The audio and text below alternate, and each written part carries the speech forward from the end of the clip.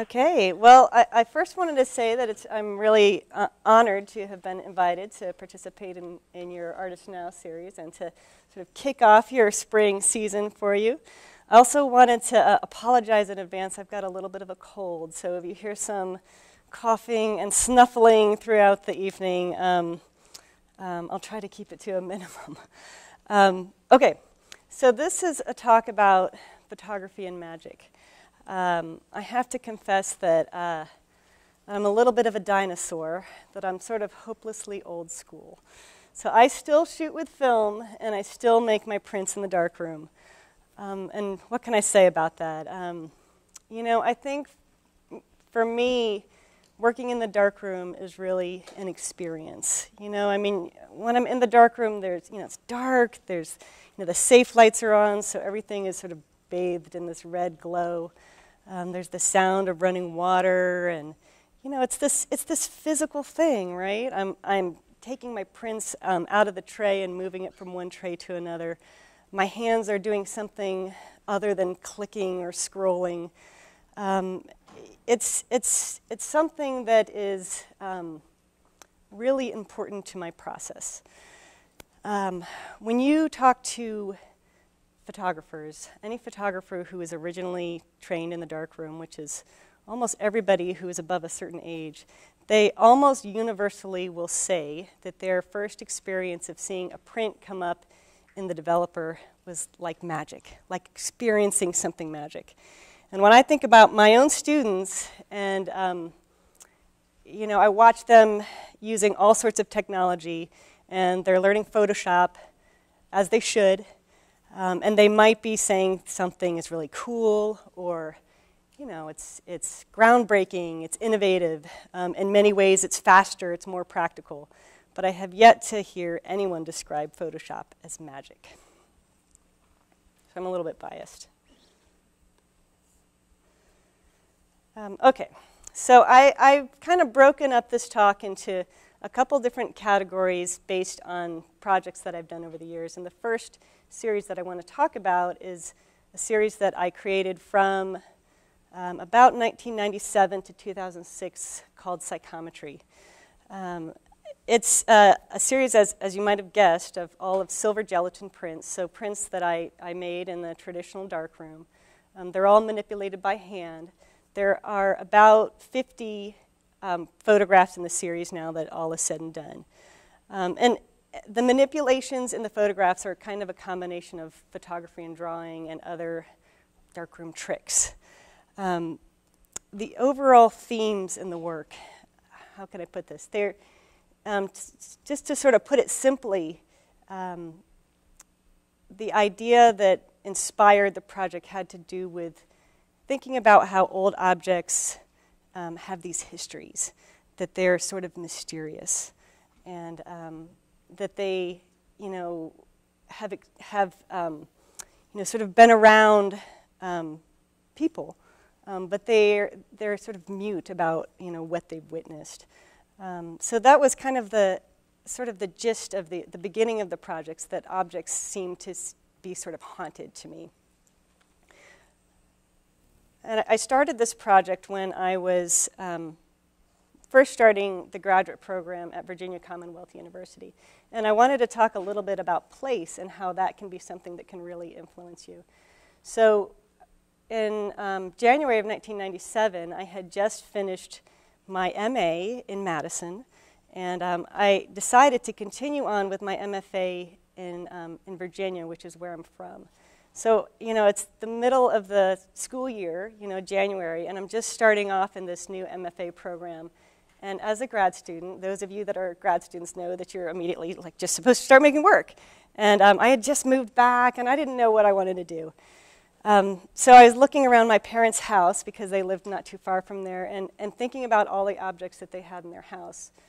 And I wasn't really interested in family artifacts, per se. What I was more interested in was the fact that they had these objects that had belonged to somebody in our family, but nobody remembered who. And it was sort of like it's all that was left. And when I think about this series in general, that was kind of like the sort of undercurrent of it is that our objects tend to outlive us. At the same time, I'm starting this graduate program. This building was the graduate photography building at VCU at the time. So the university owned the building, and it was formerly a convent. And all of the grad students had these little spaces, these little studios that at one time had been the nuns' bedrooms. So you can see at the bottom there that there's still a little chapel. This is actually a more recent picture. The building is still standing. It's been now converted into condos.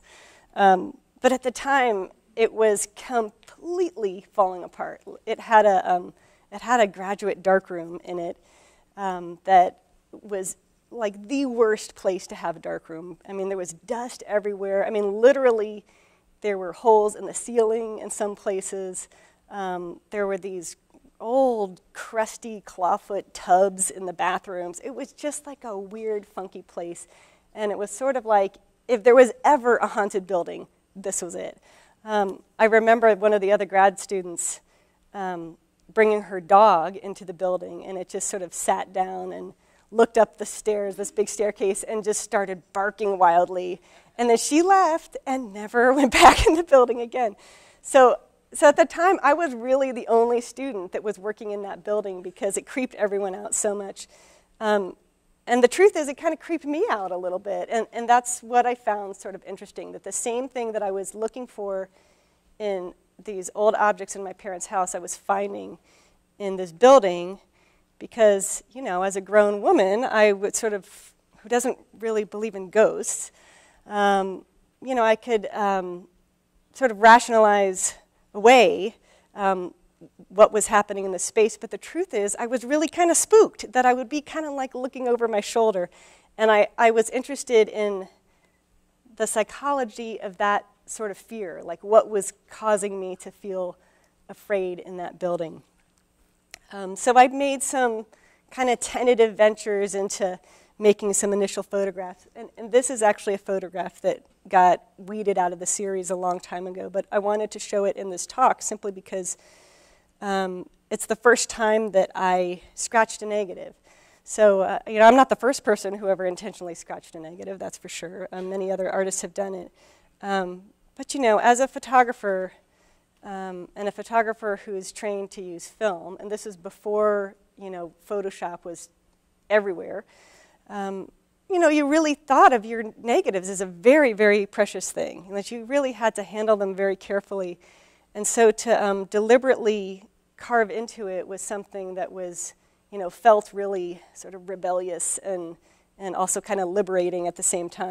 And now when I look at this picture, it seems so like cautious. Like I look at those marks and they feel really like careful and tentative, and they were. And you'll see as I go through that I became much more confident with the way that I was distressing my negatives. That was the very first one. So much to my chagrin, a semester after I started at VCU, the university decided to sell that old convent. I was so sad. And I used to badger and harass the guy, the developer who bought it. And he sometimes would let me go in there and photograph while he was renovating. But I really needed to find a new place to photograph. And it turns out that some friends of my family had this old house kind of near the Chesapeake Bay. And it was a house that they had used as a summer home when their kids were young in the 60s and 70s. And since then, they just started storing their stuff in there. And so the house was kind of falling apart, and it was just packed, every single room packed with boxes of stuff, just all sorts of crazy stuff. So it was really kind of perfect for me. So I started, and I had permission, so that was great, to go into this, really somewhat abandoned space and do what I wanted to do. I also, around this time, started really looking for specific objects. Like I would go to antique stores and flea markets and look for things that seemed especially strange or bizarre, things that I thought I could make a good photograph out of. And in the beginning, my work in this project was very intuitive. And I would say still to this day, you know, I work a lot just on intuition. But in the beginning, I was just kind of like looking for things and just sort of doing what felt right. But the places that I was photographing, I think, were equally important. Those environments were really key to helping me generate ideas almost as much as the objects themselves. So I was gathering all these objects and using them as metaphors in the pictures. And this was an early one, and you can see with this picture that that my manipulations have started to progress. That I started to be less afraid of kind of attacking my negative. I was always shooting in natural light, and I mean, this house didn't have any electricity in it, and the light was always shifting. So even though I would shoot each picture multiple times, there was always still one negative that was the negative that I liked the best. So it always, my heart was always sort of beating pretty hard when I would go in to manipulate and scratch. I also found a lot of great things in the house itself. My mom used to go with me sometimes on these shoots as my assistant, which was you know, sort of funny and really great. You know, she doesn't really know an awful lot about photography or art, but she used to really enjoy just like helping me unpack things, getting my cameras together, and as a bonus, she would usually like make peanut butter and jelly sandwiches and do like really mom type things. But I remember, I was just thinking of her looking at this particular picture because, you know, we would just be sorting through these boxes in these rooms, like looking for things that might make a potential photograph. And I remember when she opened this hat box, it didn't have the antlers in it, but had the wig in it. And it just looked like hair, or like a head or something. And I remember hearing her from the other room, and she just said, "Oh, Carol." And I knew whatever it was that it had to be good. So these are a few pictures that were taken in that house. And they're really, you know, a kind of about the human experience and how our experience of daily life, our memories, our emotions, all of those things just kind of evaporate once we're gone. So, you know, I don't know that I was really so much thinking about those things consciously at the time, but in retrospect, I think it was a way to, you know, think about, you know, my own mortality and the march of time. And I loved the fact that, you know, even though I was arranging the objects to, in a way, suggest some sort of narrative, you know, so that a viewer could look at this photograph and kind of imagine some sort of story behind it or make something up. I wanted them to, at the same time, I wanted to leave them really open-ended, like a story that really didn't have an ending. And part of the thing is that the objects themselves are so wonderful, and they actually do have their own histories that I can never know. So they really are like a mysterious thing, like a real-life mystery. A lot of the pictures are inspired by literature. When I was a child, I always thought I would be a writer. And I used to write these like creepy little short stories that my parents didn't know what to do with. And after about, I don't know, 2 years or so of working on this project, it occurred to me that I was doing the same thing with these photographs that I had done with those stories when I was a child, that I was still interested and fascinated by these same central themes. So I went back and I started reading some of my favorite stories. So not just like, you know, literature with a capital L, but I would go to the library to like the preteen section and check out books that I remember, you know, mysteries and haunted house stories that I remembered from when I was a kid. And sometimes I would pull lines of dialogue or, you know, lines from the text, and then I would incorporate them into the pictures. This particular picture, this line, "It is so dark," is from a Shirley Jackson short story called The Lovely House. Shirley Jackson, my all-time favorite writer, she is most famous for writing The Lottery, which is kind of standard junior high reading, which some of you guys may have read at some point in your life. But you know, I think she was had an amazing grasp on creating psychological tension in you know, her short stories and the few novellas that she wrote. And when I incorporate the text from these other writers, it's not meant as a way to illustrate what was going on in a particular story. It's more like I was thinking about how she created this atmosphere in the story that I think is so phenomenal, and like how can I translate that visually. So it's more like an attempt to have a conversation with that short story, if that makes sense. This one was actually inspired by a very short 2-page story by Virginia Woolf called A Haunted House.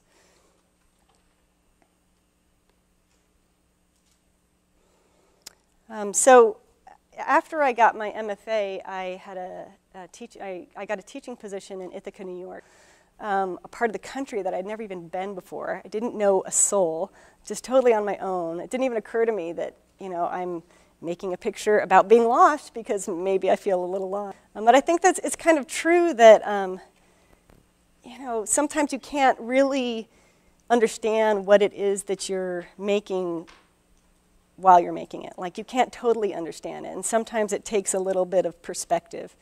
But once I realized that, I started thinking about my work a lot more. Like, I started really trying to kind of understand why I was making the pictures that I did. This one, Life of the Party, is a picture that, I made this picture when I was having issues with a gallery that I was working with. And, you know, I was having some problems with them, and I would find myself on the phone with them, despite the fact that I felt like they weren't treating me really well. Like, I would find myself being so sort of ingratiating, and like just kind of grossing myself out. Like, what's wrong with me? You know, why am I still being like, oh, you don't ever have to give me a show, you know? And so this picture was kind of about that experience of, like, you know, like there's this little figure that's with this sign that says "kick me" on it. You know, sort of about making an ass of yourself and, you know, feeling like you don't know if people are laughing at you or laughing with you. So objects really became this sort of visual language for me, and it was kind of like my own code for things that I was experiencing. And the tricky thing is, okay, well, how do you make your own personal code, but like not really teach anybody else the language or just hope that they understand it? So that's always kind of a fine line that I'm walking, is that I want the pictures to be mysterious, and I want other people to be able to relate to the work. But I also don't want to give too much away. I mean, when I'm giving a talk, I can tell you these anecdotes, and every one of these pictures has a story behind it. But you know, when you're just looking at the work itself, I really want it to be more of a sort of enigma, you know? I mean, something that you're looking at that you can't really easily explain away.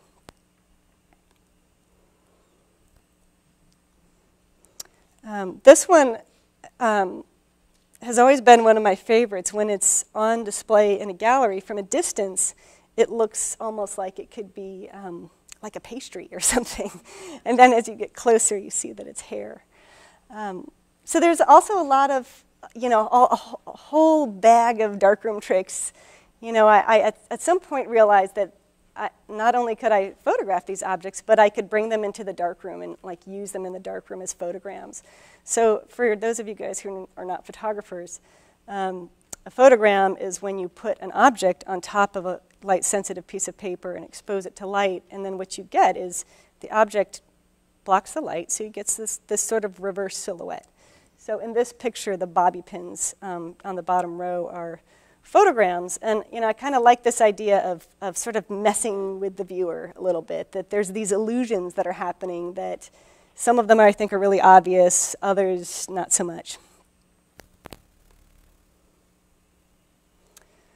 So all of these pictures, like I said, they all have a story, and it would take me all night to talk about all of them. But I'll tell you this one really quick.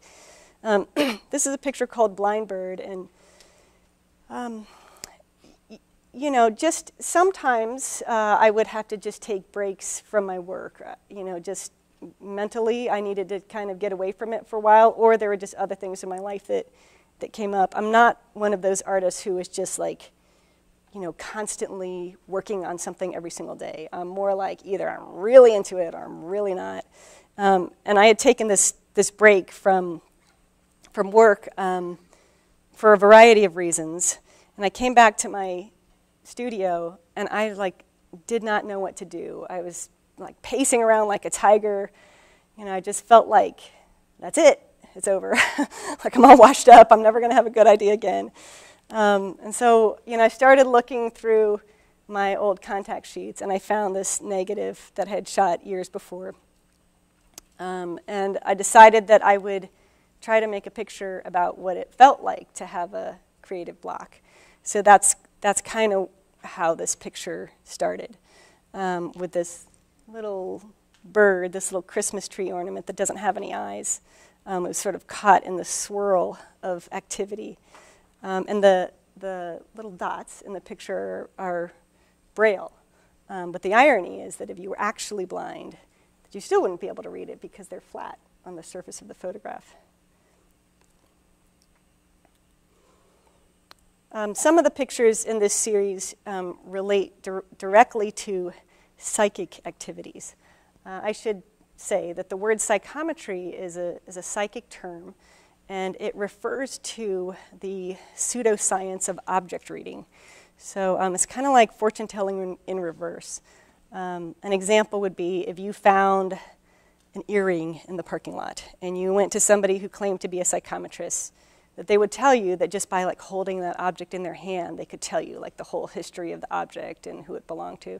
So when I first came across this word, I was like, oh my God, that's a perfect word for what I'm doing, because I'm asking people to essentially read these objects. And then I started making pictures that had to do with other specific psychic abilities, like in this case, bending spoons.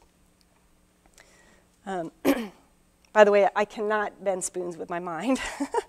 When I had the idea for this picture, I went to a bunch of different antique stores, and you know, there's these booths that had large amounts of silverware, and I remember sort of picking up the silverware and like trying to sort of discreetly see how pliable they were, because I knew what I wanted to do with them in the picture. This is a picture called Numerology. And also you can see that the amount of manipulation as time went on really increased. A lot of printing through drawings so that the images in the end are a real combination of photography and drawing. For me, the negative is really more like it's kind of like the initial sketch. It's just the starting point, which is really different than the way that most photographers work. This one is graphology, which has to do with the science of handwriting analysis. And also at this point, I started doing a lot of research. Like the very first picture I showed you about palm reading, when I made that picture, I went to the library and had a whole stack of books about palm reading. Because I wanted to make sure that I was doing it right. Like I wanted to make sure if somebody actually knew how to read palms that I was getting the lines of the hand correct. And in most cases, my negatives were very simple. So in this picture, the notepad was actually the only thing that was in the negative to begin with. Everything else was added in the darkroom. So lots of tricks. I was just generally interested in this idea of illusion and deception, and how I could play with people's preconceptions about what a photograph is, and especially what a traditional photograph is.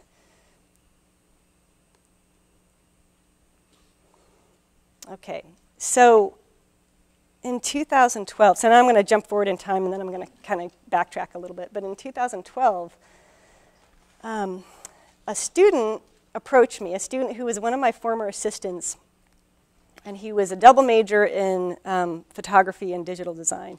And he wanted to do a project for his senior thesis in design about my work and make an iPad app. And I was just like, I don't know, this seems like so contrary to what I'm all about.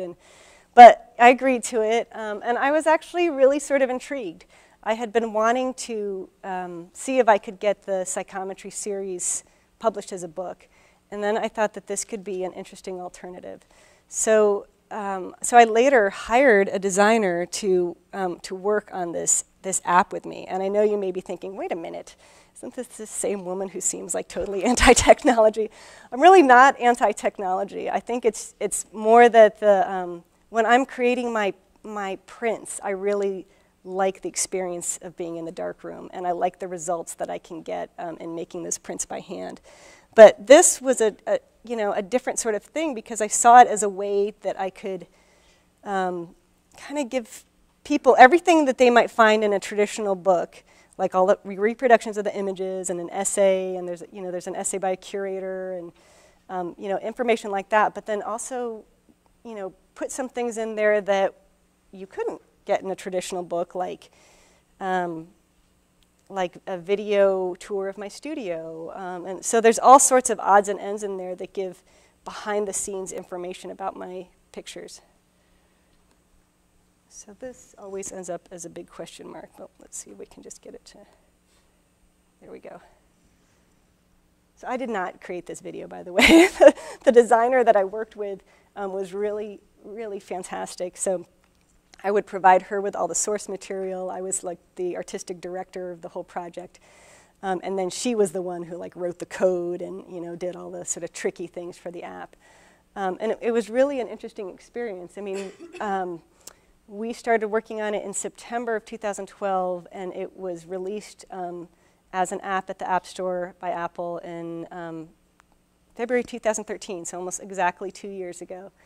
And it was a really interesting adventure to work on this, and an opportunity for me to, just see it as a really different thing than what you would experience, seeing me talk about the work or seeing an exhibition of my photographs, because it's so interactive. Like you can, play with the objects in it. There's lots of interactive sort of tidbits, and I think the book itself is more whimsical than the actual prints. By the way, I have these little cards. If anybody wants a card that has information about the app on it, there's some on the piano, and I have a stack of them right here after the talk. And what can I say about the app? I mean, the experience of doing it. I think maybe one of the best things about putting that app together is that it made my work accessible to basically anybody who has an iPad anywhere in the world. And that's the thing that kind of blew me away the most is, I think it's been downloaded in something like over 80 countries. Like people, like I have no idea. When I can check through my account with Apple every day if I want to torture myself, how many people downloaded it yesterday. And what I will get is I'll get the number, the quantity of downloads, and I'll get the country. That's it. That's all the information that I get. So I'll see if, like, yesterday somebody in Thailand and somebody in Austria downloaded it. Or, and I'm always thinking, well, how are these people finding out about it? But it's been a really great way for me to get exposure. And that was kind of the point to begin with. Like, I never really imagined that it was going to be some big money maker. But I wanted it to be another outlet to share my work with people.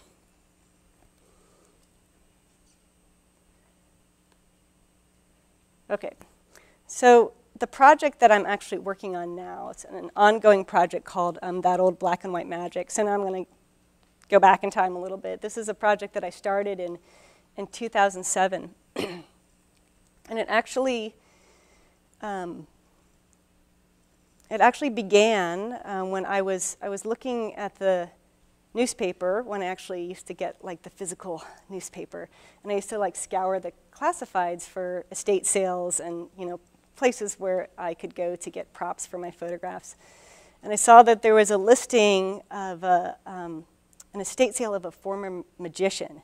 And I thought, oh, I got to go to that one. That one sounds really great. So I went to the estate sale, and they had just boxes upon boxes of the most wonderful stuff. You know, I mean, most of them were just these little, like, dime store magic tricks. I mean, there was, you know, playing cards and like little plastic fingers and like all sorts of things that, you know, I didn't even know what exactly they were, like what the trick was supposed to be. And I went to the people that were running the estate sale, and I said, how much for all of it? I want all of the magic tricks. And they gave me a fair price. And so I came home that day with a trunk full of the most fantastic stuff. Just this glorious haul of like the most random, like visually wonderful, weird things that, you know, and there's so much of it that, you know, I started thinking about ideas for different photographs, not just one, because I thought it might just be like one picture that would belong in the Psychometry series. But I had so many ideas that I started thinking, you know, maybe this could be its own series. So here's a few more pictures. So this is all just like some of that stuff just spread out on the table in my studio. So most of this stuff I have not photographed yet. I mean, I usually don't start a picture with a very clear-cut idea in mind. My process is very much one step at a time. I make, you know, I see an object, and I think I can do something with that. And then I set it up, and then it reminds me of something, and maybe I put another object in with it, and then I shoot it, and I maybe shoot it a bunch of different ways. And then I look at the contact sheets, and then take it from there. And then when I'm working in so it's like this process of building, you know, each step after the next, which again, you know, most of the time with photographers, it's the moment that you take the picture. That's it, you know, and then there's the process of printing it, which is an art in itself, whether you're working traditionally or digitally. But you know, and there's obviously a lot of post-production and manipulation that happens with photography, more so than there ever was in the past. But for me, I usually don't have some grand idea of what's going to come of it, and it's a very kind of slow process. So in and amongst this stuff, there's all these very curious objects, a lot of which I didn't really know what they were or how you would use them as in a magic trick. And I found these. There's a whole bunch of these like green pieces of paper with rubber bands around them. And I didn't know what they were at first. And then I opened them. Ta-da! So great, right? You know, it's just, here, I'm going to do it again.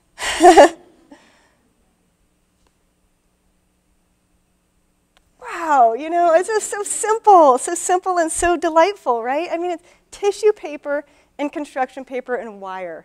That's it. And I didn't know what it was until, you know, I pulled the rubber band off.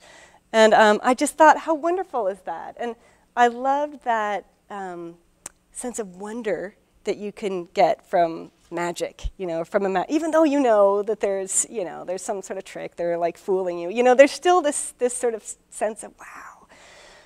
And I really wanted to relate this to photography. I liked the fact that there's this relationship. You know, I was saying in the beginning of the lecture about photographers equating the experience of seeing a print come up in the developer's magic, even if they understand what the chemical process is and what's actually happening. It still seems like magic. And I think in both cases there's this element of deception, right, or sleight of hand that you know, you can trick someone with a photograph. So I wanted, and I'd been doing tricks for years in my photographs. So I started thinking about, well, how could I specifically shoot pictures with tricks in them? Like some of them are kind of tried and true camera tricks that, you know, not things that I invented. But then combine those with the darkroom tricks that I had been working on for years.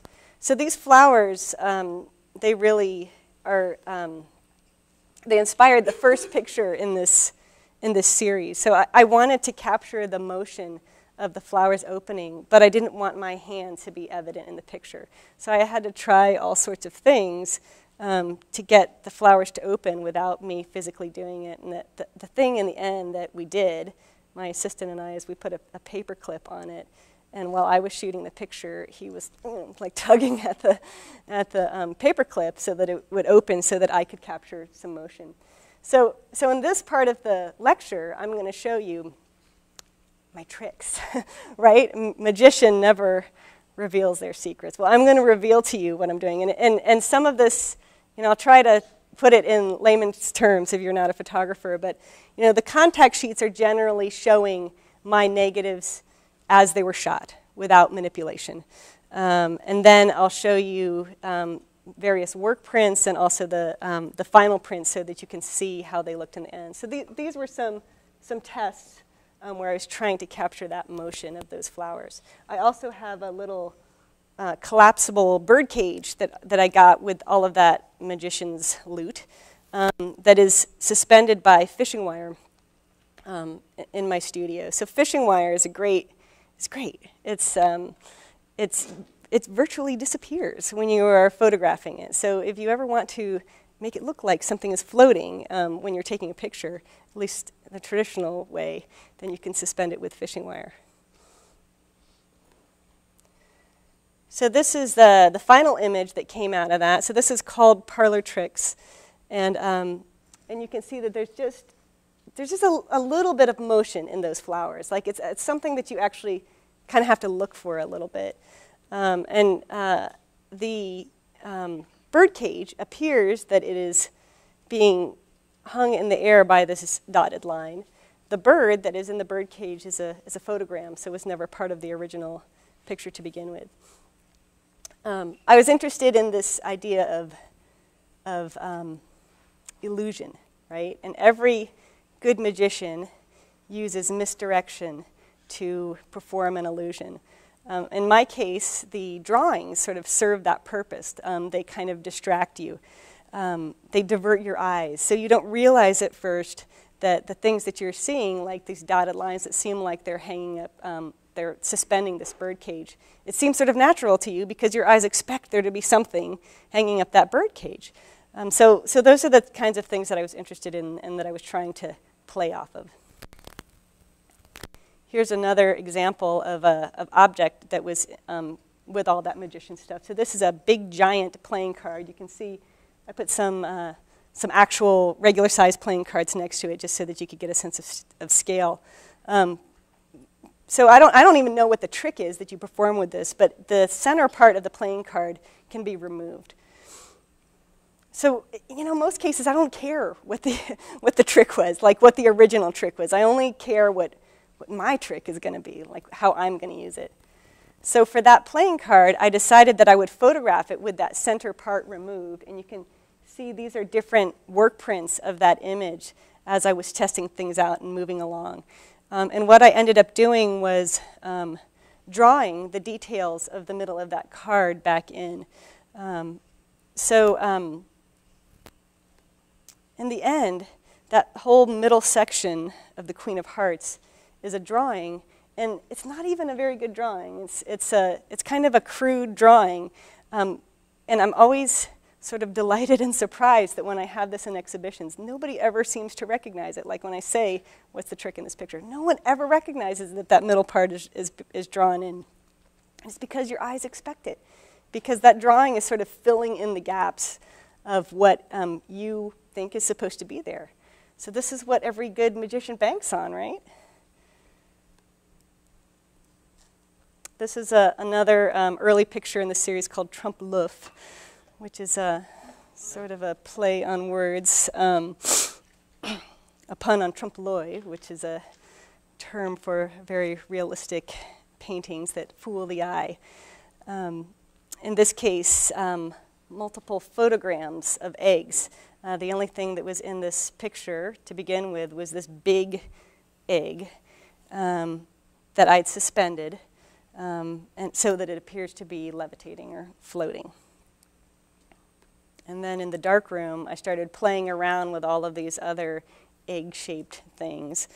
I wanted them to almost be like some sort of strange egg galaxy, like little egg planets that are moving around this central egg.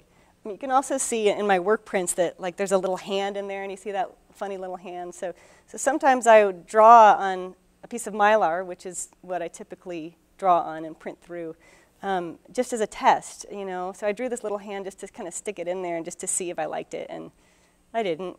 So the hand got the boot. There's the final picture, no hand in it.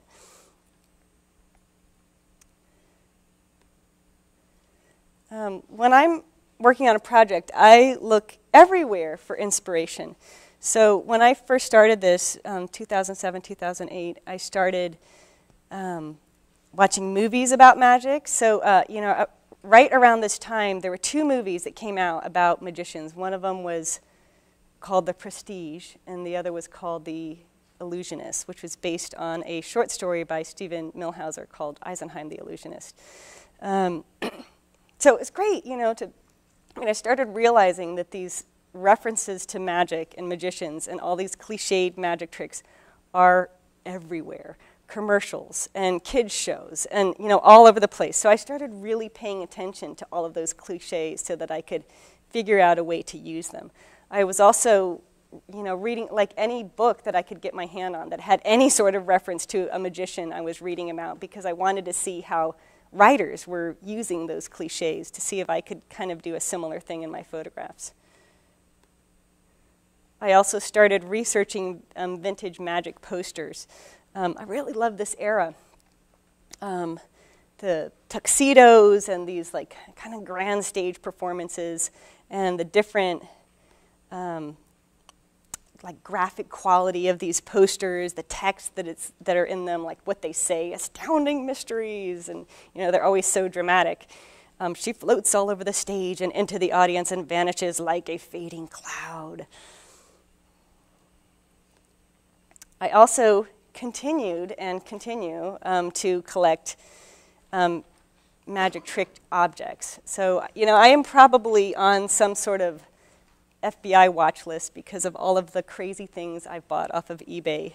But, you know, so I keep, you know, I mean, if you type in vintage magic tricks on eBay, there will be like 700 things that come up. So occasionally I just like kind of scroll through, and if I see something good, then I'll bid on it. But you know, and again, I don't always know exactly what I'm gonna do with them. I just think they have potential. So these are a couple pictures from my prop room. I have a whole room now that is devoted just to the stuff that I have collected over the years. Of course, I had to make a picture about pulling a rabbit out of a hat, right? So one of the tricks in this picture is the curtains. So the curtains were not actually in the photograph to begin with. I added those in the darkroom. So again, like obviously I added the dotted lines were not in the scene to begin with, but so sometimes it's obvious and sometimes it's not. There's a picture of the photograph, it cropped a little, but just basically as I shot it with lighting that was not really working so well. And this is a piece of ortho film. Without getting too technical, it's a type of film that you can get in big sheets, and you can use it under safe lights in the dark room, so you don't have to be completely in the dark. So I would make these photograms so that the light would go through the ortho film onto the paper in just the right way to, voila, make the appearance of curtains. Here's a mistake. So something I did wrong, and you know, this is something that I always tell my students. This semester I'm teaching our alternative process class, and I always try to tell them how important those mistakes are, that they should really look carefully at those mistakes, because sometimes you can be so married to an idea of like what you want your piece to look like that you can totally miss something really amazing that's happened by accident. So I ultimately did not want this effect in the picture, but I kept this work print. I don't even know exactly how I got to this point, like what I did wrong with it, but I kind of liked the effect. So I just kept it to sort of stash it away. Maybe I'd use it for something else. You probably can't read this, and you shouldn't read it. It's the printing instructions for that picture. Insanity, insanity. So it's like every picture has become so labor intensive to print. Some semesters I'm lucky enough to get a student research assistant, and literally what I have them doing is standing in my darkroom with the list, like calling out the directions while I'm at the enlarger. And then I finally finish the exposure, which can sometimes take 15 minutes to get through the whole list. And then I hand off the print to them, and they're running it through the chemicals while I'm like back at the enlarger working on the next print in the edition. But, you know, so I want these pictures to seem, the end result to seem sort of effortless. But they're really not effortless. This was another version of this. You know, I thought that the table with the legs started looking like this little creature. So I added these hands, but then they looked a little too much like jazz hands to me. So, so I got rid of the hands. That's the final. I also started this collection of vintage magic how-to books. I really love the diagrams in these books. They're mysterious, you know. When you look at these, you know, when you read the directions of like how to actually perform the magic trick, I would swear that whatever magician wrote the book still doesn't really want you to know how to do it. Like it's still, you know, at one point I actually started having my assistants try to perform these magic tricks, like try to learn how to do them so I could see if there was something visual that I could pull from them. And so, you know, my assistants have a whole variety of skills that I think they probably didn't bank on. But I love the diagrams, and, you know, I think the words are really great. This is one of my favorite magic trick books. It's called Dunninger's Complete Encyclopedia of Magic. It's just chock full of magic tricks that you could never possibly perform based on reading these directions. But the diagrams are just fantastic.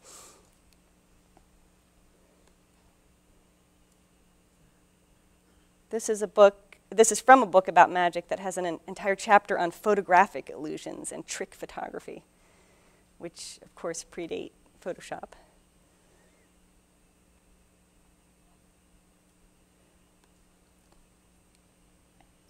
So this picture, you know, I should probably say that a lot of the same recurring themes that were going on in psychometry continue throughout every type of work that I do, meaning that a lot of my own anxieties end up coming out in the work.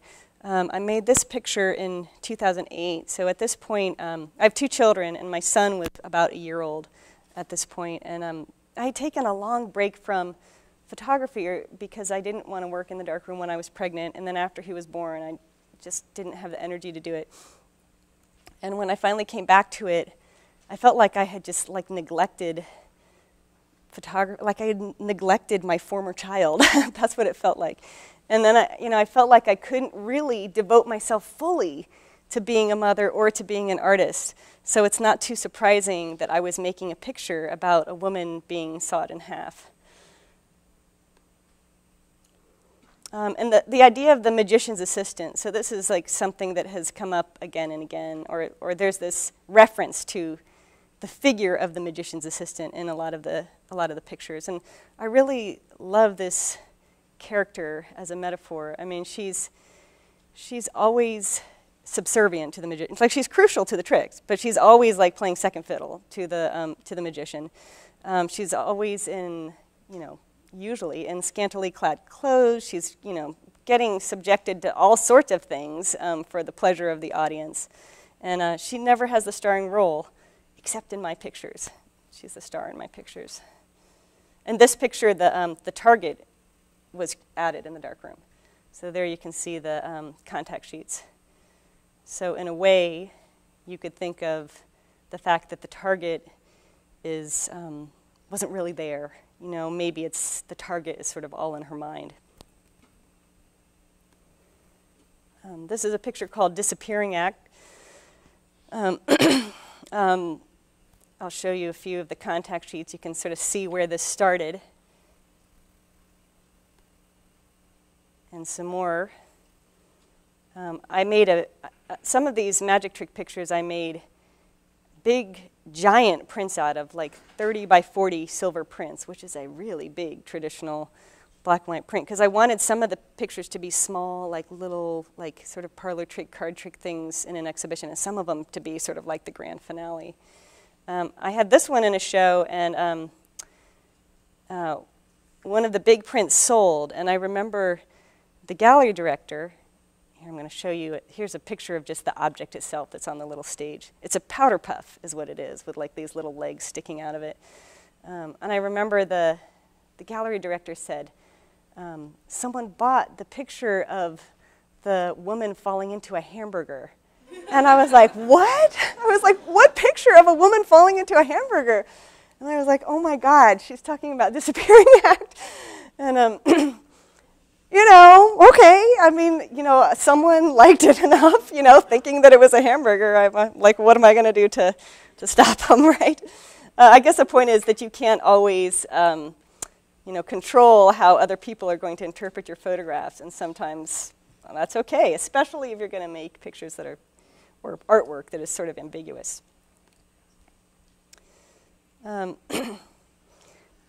This one's called The Incredible Aging Woman. This picture was made shortly after I turned 40. So I turned 40, and then in a short period of time, my father died, and I also was like noticing like changes, physical changes in my body that had to do with getting older. Like I had always had perfect eyesight, and I don't have perfect eyesight anymore. And so I think it was like I'm suddenly sort of confronted with these really real, concrete reminders that people do not live forever. And I think it was just hit me full force. And this was a picture that resulted from this woman who's kind of this sideshow freak who seems to be aging right before your eyes.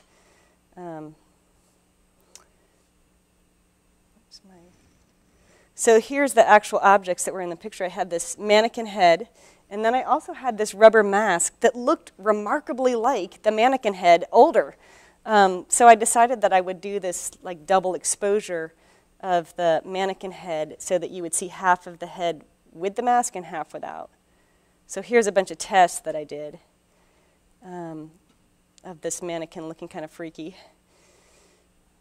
This was an early version of the picture that I was never quite satisfied with. But if you look at it, you can see that her face is sort of half young and half old. I changed the background of it. What's in the background in the final print are phases of the moon, which can also reference a woman's cycle or a lack of cycle. There are various diagrams that reference the passage of time. And I also toyed with the idea of putting like sort of plastic surgery marks on her face, and kind of ruled those out in the end. Here's a picture called The Dummy. This was a ventriloquist dummy that I bought in that original sale, and he's missing his mouthpiece. In my picture, he's got these scarves shoved in his mouth, and the scarf is being suspended. Here you can see a couple of tests. A lot of my pictures involve hands, these sort of secret magician hands that seem to be sort of pulling the strings. I really am not that great at drawing hands. I really have to work at it. Usually I can kind of get it in the end, but it's not something that comes easily to me. But again, here's the idea of misdirection, that the thing that seems to be holding up the scarf is this hand that is obviously not really there. Color. Like, whoa, oh my gosh, we didn't know that she did color. So I don't really do color. But sometimes I like the colors in these vintage objects so much that I'll shoot them in color, and then I never end up doing anything with them, at least not yet. Maybe I will someday. Here's a picture called The Disembodied Leg. I like this idea of levitation, and magicians are always like using these hoops to sort of prove that, you know, there's no strings attached to these women that are levitating. So here's a picture in my studio of that leg, which is quite heavy, being suspended by fishing line. I actually left it up in my studio for kind of a long time just because I sort of liked it. Here's a very early kind of sketch. A little bit later on, the final picture. And then to give you a little behind the scenes, this is the drawing that I'm printing through. So this is an easel, a photographic easel that sits below the enlarger. You project your negative onto your piece of paper, which is usually in this easel. I draw on the Mylar with charcoal, and anything that's projected through my Mylar, the light will block. You know, wherever there's charcoal, the light will be blocked, and it will appear as a white mark. Let's see.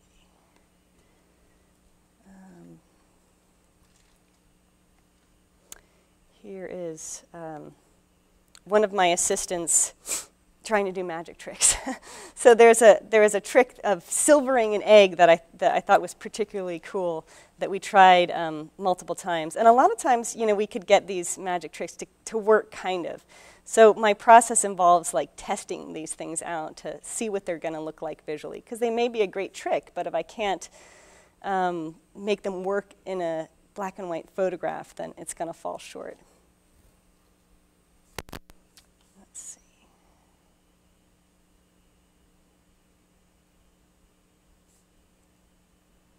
I also tried this experiment. I've discovered that a lot of the same chemicals that magicians used I had in like my darkroom. Like there's a lot of similarities between the chemicals. So this was a magic trick where you could create this phantom smoke by putting a little bit of ammonia on the inside of a glass dome and a drop of hydrochloric acid, and it would make smoke appear. So this is another trick that we tried for a picture that ended up being called the smoking gun, which is obviously sort of the idea of the smoking gun is a clue, right? It's a clue to how it all works. So here's a few tests of the smoking gun. This is the final picture. So the only thing that was actually in that picture to begin with was the mirror with the dome and the bird inside. And a few, again, little sort of clues as to how the picture was made.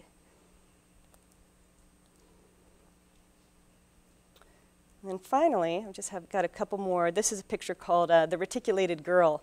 So I started thinking about all of these different processes with photography. Like reticulation is a process where you can intentionally subject your film to really extreme temperatures, and the film will sort of like crackle and give you this pattern. So I wanted to make this picture, again, with the idea of the magician's assistant, and that she would appear that she was sort of, had been kind of damaged by photography.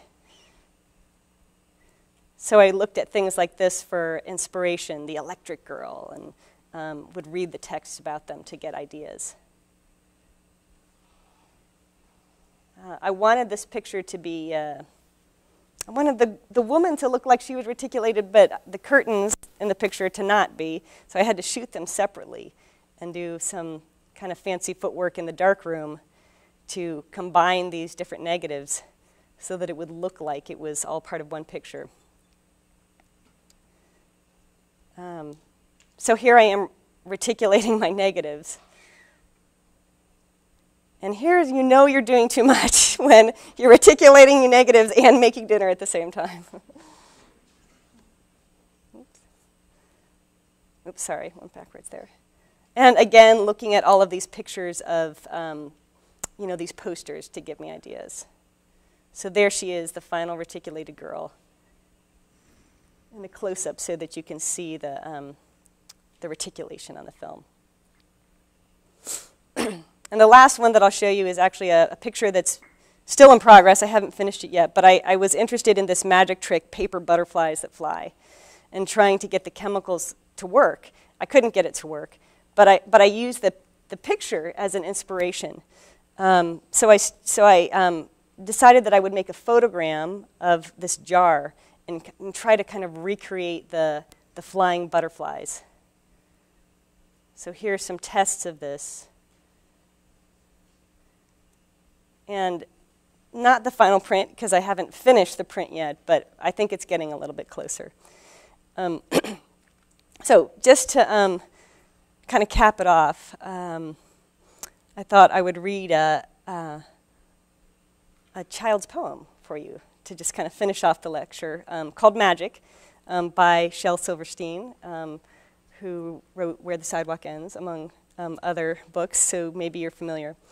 So here's the poem. Sandra's seen a leprechaun, Eddie touched a troll. Laurie danced with witches once. Charlie found some goblin's gold. Donald heard a mermaid sing. Susie spied an elf. But all the magic I have known, I've had to make myself. And that's it.